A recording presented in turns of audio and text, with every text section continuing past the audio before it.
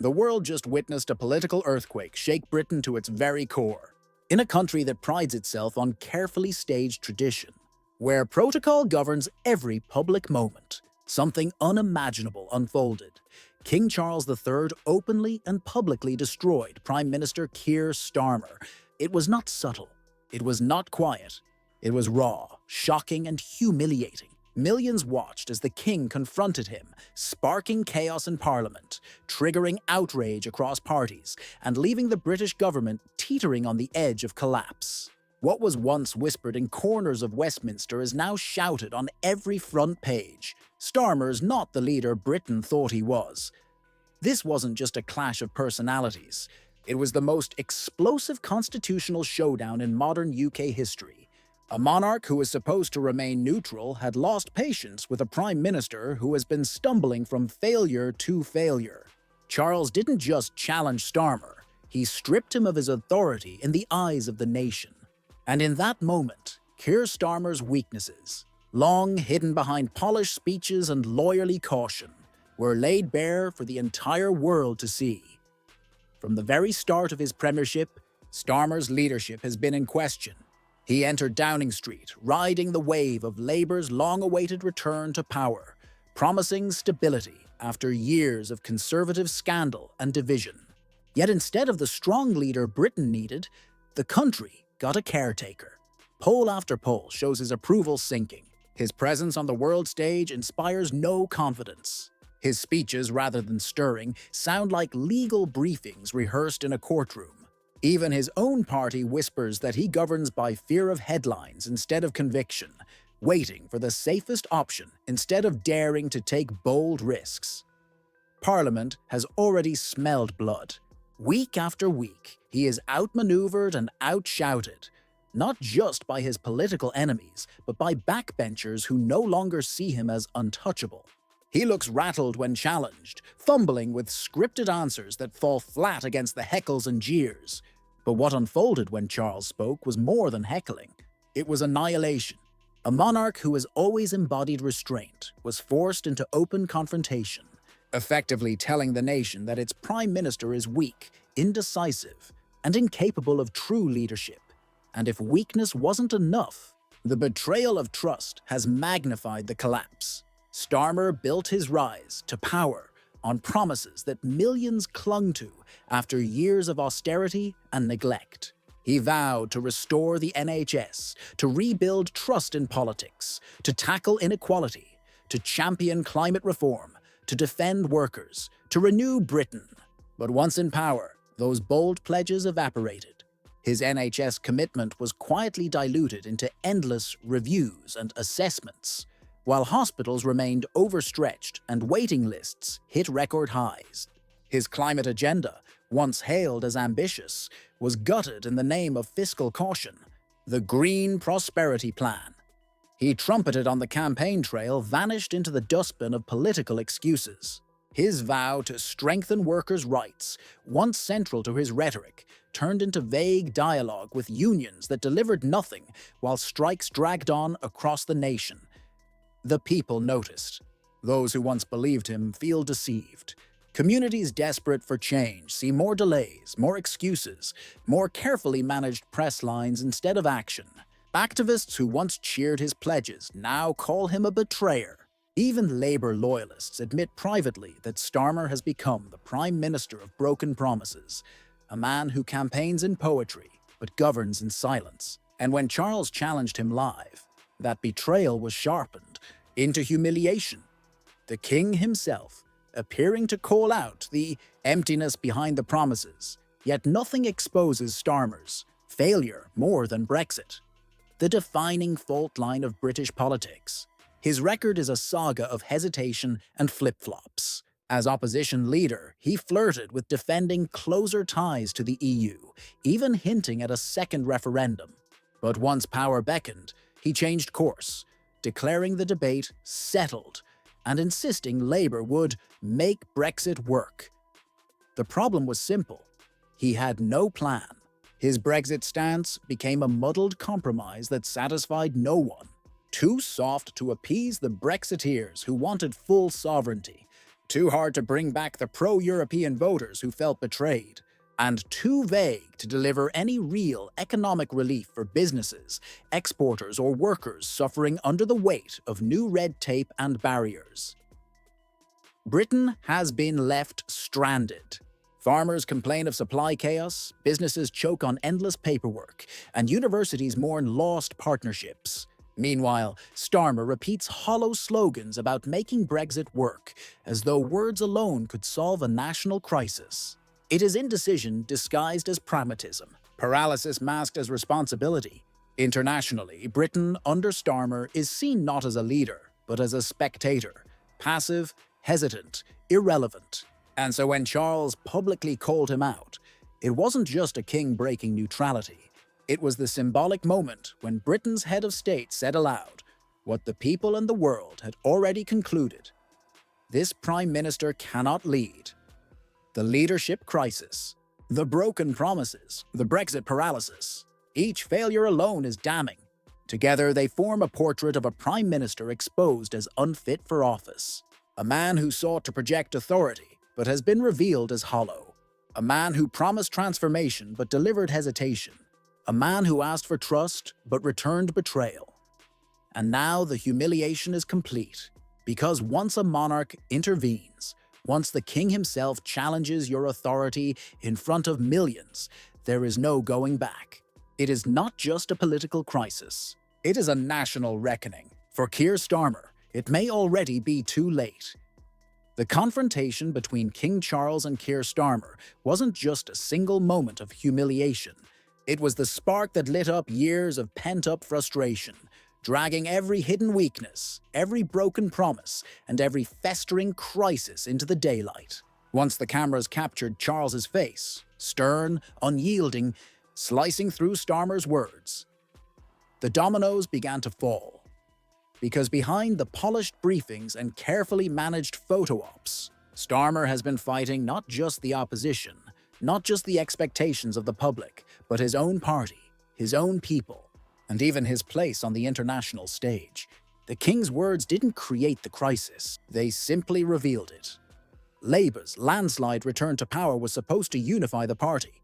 After more than a decade in the wilderness, many thought Starmer would finally put an end to the endless infighting, the bitter factional wars, the tug-of-war between old Labour loyalties and modern centrism. But instead of healing the wounds, Starmer has deepened them. Inside Westminster, MPs who once stood proudly behind their leader now murmur about betrayal and suffocation. They accuse him of running Labour not as a movement, but as a machine, obsessed with headlines and terrified of bold ideas. They complain that every decision is filtered through pollsters and spin doctors, leaving no room for conviction. What was once a party built on principles now feels like a boardroom ruled by lawyers. Whispers of rebellion echo in the corridors. Former allies describe him as cold, controlling, unwilling to tolerate dissent. Grassroots activists, the very people who carried Labour through years of opposition, feel shut out and ignored. The so-called broad church of Labour has narrowed into an echo chamber of cautious centrists who follow Starmer's lead, not because they believe in it, but because they fear the consequences of disobedience.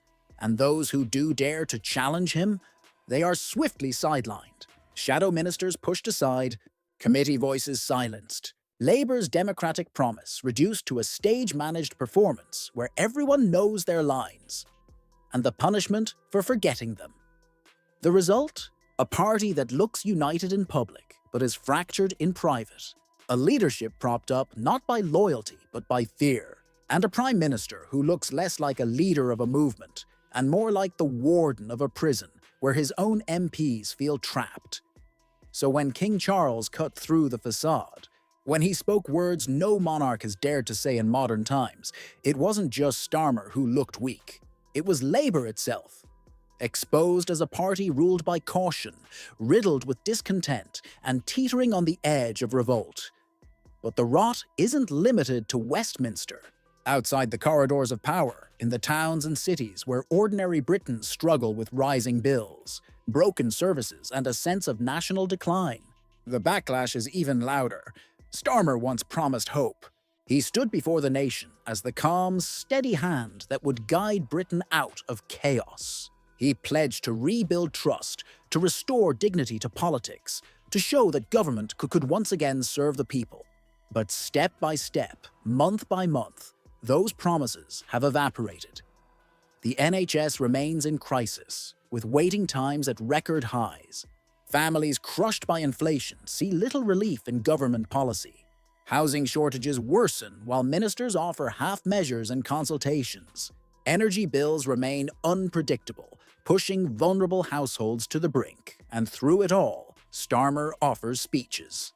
Carefully written, polished to perfection, but empty in substance. Words instead of solutions, reviews instead of results. The people have grown tired of it. Polling shows rising frustration, not just from the right, not just from disillusioned Brexiteers, but from the very voters who once placed their faith in him. They see a Prime Minister who governs as if his job is to avoid mistakes rather than to achieve change. The nickname spreading online says it all: the manager of decline. Not the architect of renewal, not the builder of a better Britain, but the caretaker of a nation sliding further into frustration and stagnation. Social media seethes with criticism. Comment threads overflow with accusations of cowardice, betrayal, and hypocrisy. Former Labour voters confess they feel conned, tricked into supporting a leader who promised boldness but delivered bureaucracy. And when King Charles spoke, the backlash exploded further. Because if even the monarch can see the failures, how can Starmer ask the people to believe in him? This isn't a normal public grumbling. This is rage, a sense that Britain has been deceived, that the man in number 10 is not a leader but an actor playing the role, waiting for the script to be handed to him. And the audience, the people of Britain, are no longer clapping.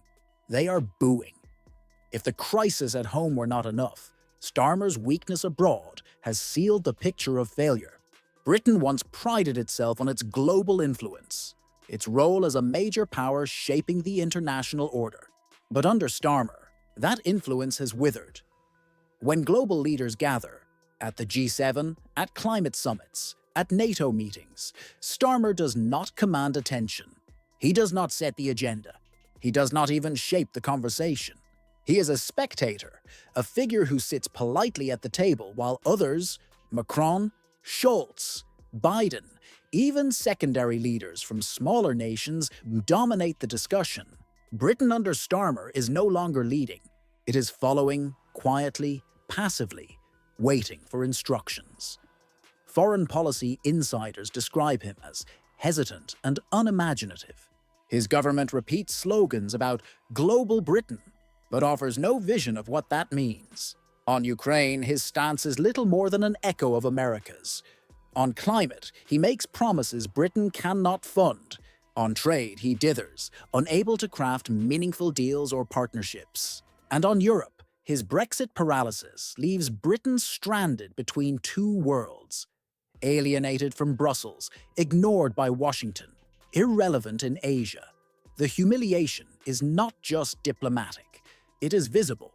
Clips circulate online of Starmer awkwardly trailing behind other leaders at summits, struggling to command respect in press conferences, looking out of place among figures who radiate conviction.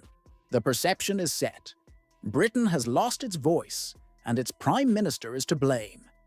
And so when King Charles challenged him, it resonated far beyond Westminster. The world saw it. The headlines were global. A monarch forced to speak because his Prime Minister could not lead. The image of Britain as a serious global player crumbled, replaced with the spectacle of a king embarrassed into action by a leader's failures. Taken together, the revolt inside Labour, the fury of the public, and the humiliation abroad reveal the full scale of Starmer's collapse. He is not just a weak leader. He is a man isolated on all sides, distrusted by his party, rejected by the people, and ignored on the world stage. This is why the king's intervention hit with such force, because it was not a surprise, it was confirmation. confirmation of what MPs whisper, what voters shout, and what allies abroad quietly admit. Keir Starmer is a Prime Minister who wears the crown of power but wields none of its authority. And now the question is no longer whether he can recover.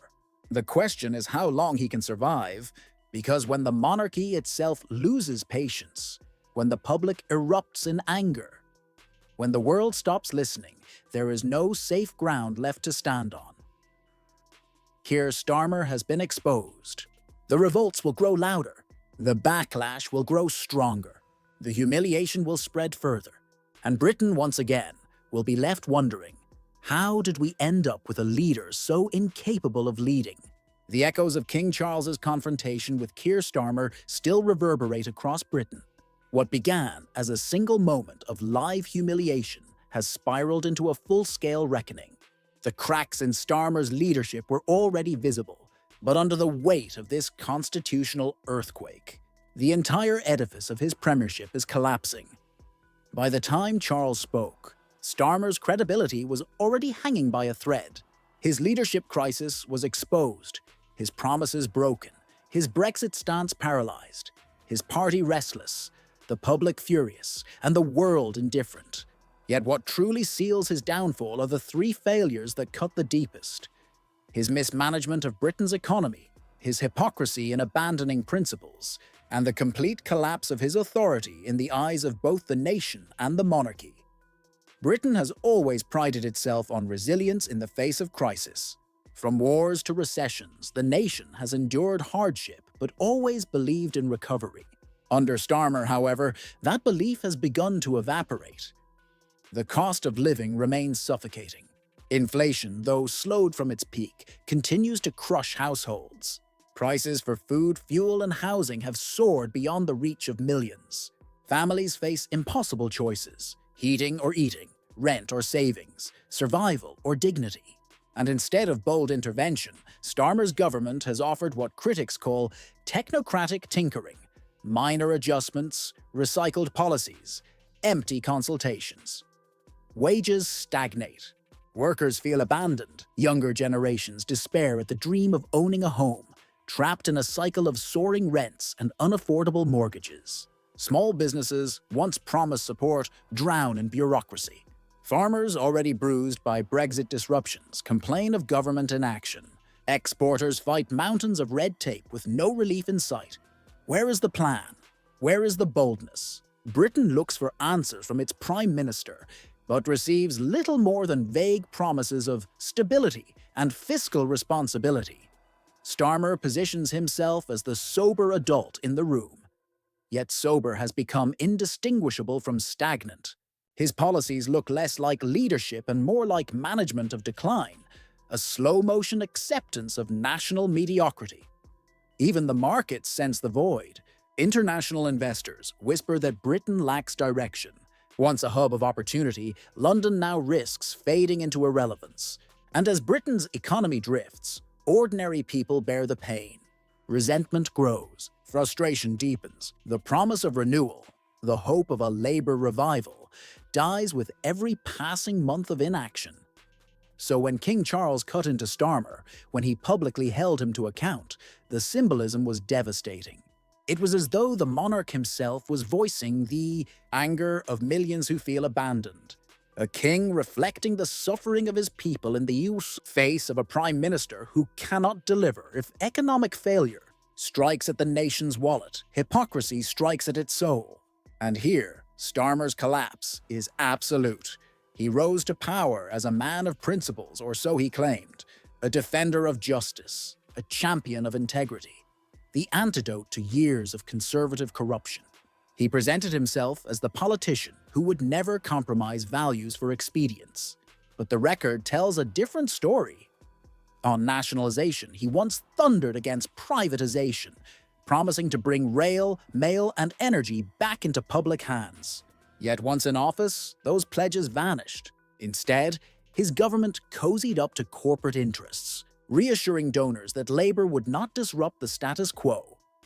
On climate, he pledged a radical transformation, championing the fight against global warming.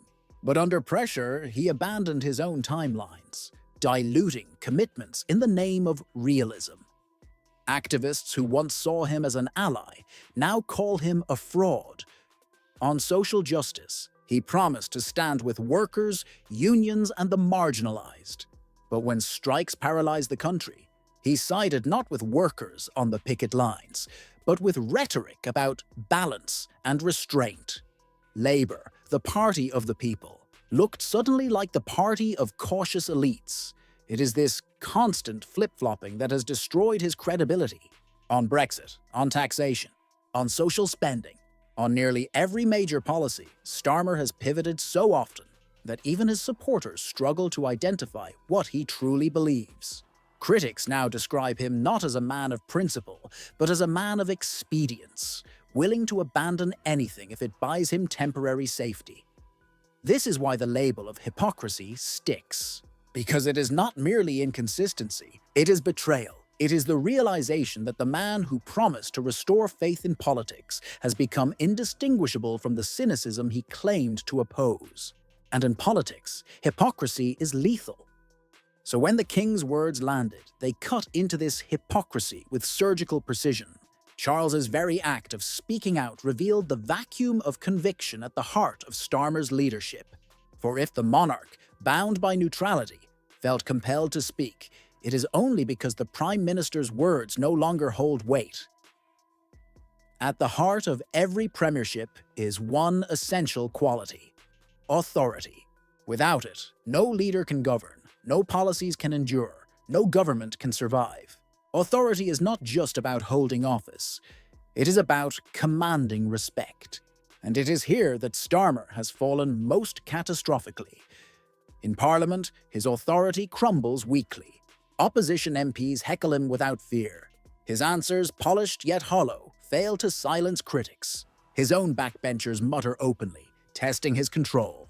He governs not from strength, but from fragility, constantly negotiating, constantly placating, constantly dodging. Within Labour, he rules by fear of discipline, not by loyalty. MPs obey not because they believe, but because they fear reprisal. It is a brittle kind of authority, one that shatters the moment it is tested. And as the whispers of revolt grow louder, that brittle shell is breaking. In the public eye, his authority is weaker still. Polls show falling trust. Citizens describe him as boring, indecisive, uninspiring. Some even compare him to the grey men of past British politics, figures who held power briefly but left no legacy. Worse than being hated, he is seen as irrelevant. On the global stage, the collapse is undeniable. Where once Britain's Prime Minister was a figure of weight and stature, Starmer looks like an observer. Leaders walk past him at summits. His words barely register in international headlines. Britain's role as a global shaper has been reduced to silence. And then came the king. When Charles destroyed him live, it was not just a rebuke, it was a declaration. The Prime Minister no longer commands authority, because if the monarch, who embodies continuity and restraint, openly challenges you, the illusion of authority is shattered beyond repair. The collapse is now total. Keir Starmer has been exposed as a leader who cannot lead, a Prime Minister stripped of respect, a man undone not by scandal alone, but by the cumulative weight of weakness, betrayal, hypocrisy, and failure. Britain stands at a crossroads. Its economy stagnant, its people angry, its government fractured, its global voice diminished. At the center of it all is a Prime Minister whose authority has crumbled in full public view. The King's intervention was not just a dramatic moment. It was the turning point of a premiership. The moment when the collapse became irreversible. For Keir Starmer, the humiliation is complete. Once presented as the savior of Labour, the man who would rebuild Britain, he now stands as a symbol of failure. His authority is gone, his promises are broken, his reputation is in ruins, and his place in history will be defined not by the power he wielded, but by the live destruction of his credibility in front of millions. King Charles has spoken. The people have seen, and the reckoning for Keir Starmer has only just begun.